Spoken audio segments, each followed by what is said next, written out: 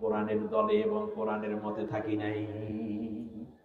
জাহান্নাম এর আগুনে যখন তাদের চেহারাটা এভাবে পোড়ানো হবে, ইয়াউমা তুকাল্লাবু উজুহুহুম ফিন্নার, ওলট পালট করে ভাজি করা হবে জাহান্নামের আগুনে, তখন তারা চিৎকার করে একটা কথা শুধু বলবে, ক্বালু লাউ নুরাদ্দু ওয়ালা নুকাদ্দিবা বিআয়াতি রাব্বিনা।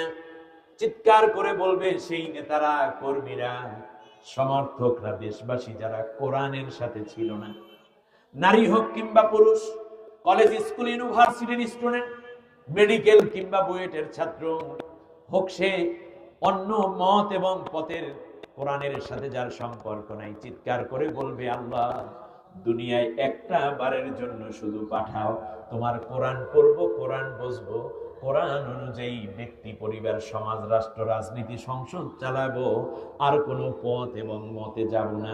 বলুন তো দেখি, সেই সময় আল্লাহ কি তাদেরকে মাফ করবেন না জাহান্নামে দিবে? আল্লাহ রাব্বুল আলামিনের কাছে মাফ চাওয়ার আজ কি সময় একটি কিতাব যার সম্বন্ধে আপনাকে আল্লাহ জিজ্ঞেস করবেন, অন্য কোন কিতাব সম্বন্ধে না।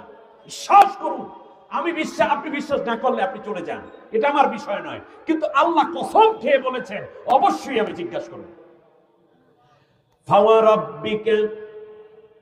ফাওয়ারাব্বিকা লানাসআলান্নাহুম আজমাইন।